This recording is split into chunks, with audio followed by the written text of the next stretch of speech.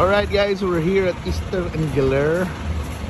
Cebuano Delicacy and Dried Fish Dealer. Of course, ano Holy Week naman, nindot kayo magkuanon, magbuwad ta. Ano nila mga buwad ba? Lailaho na itong mga buwad nila. Unsa man ito eh? Hiniwang kuan, nukos. Oh.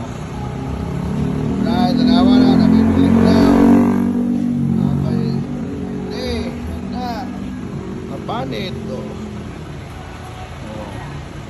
Kaling fish tocino, kaling bokok. Of course, ang pusit na sikat na pusit. Danggit of course.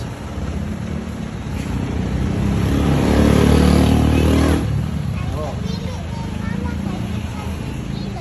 600 kilos. Kuya ako kung 600 kilos.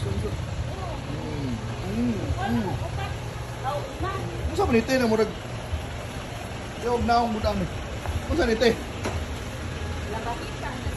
Yung naong ba? Para sumbak. Sumbak. Ang kuwan niya sila, 246. Okay. Kung saan mo na itong ipalit? Okay ra, 246. Kung saan mo ni? Anduhaw. Anduhaw. Palit na anduhaw na dagko. Pila na mga kilo ron sa danggit nila? Nami ko answer, 1,000. 1,000. Ang pusit? 1,300. 1,300. Mas mahal yun yung pusit. Doon special. Mga. And actually there is Eastern Giler. Daghan pagkuhan ay mga chicharon, mga pasalubong ba? Kali napagali. May sardinas, sabroso. Yun na pala yung mga nasa mga ginamos. Dayok. Ikaw kag dayok. Ay, napakalaing gusto ta. Ha? Natura? Na. So located is Tabuan bay. So na pa yung mga ano na tayo pa.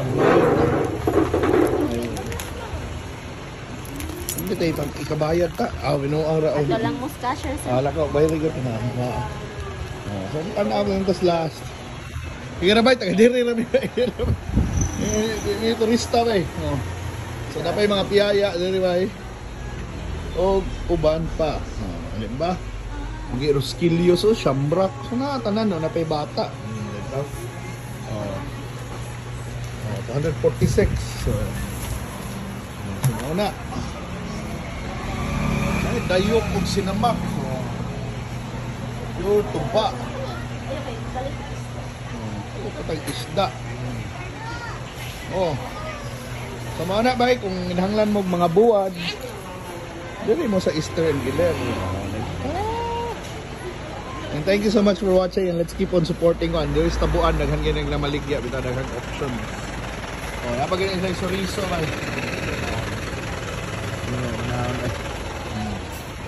Thank you so much for watching. Bye bye.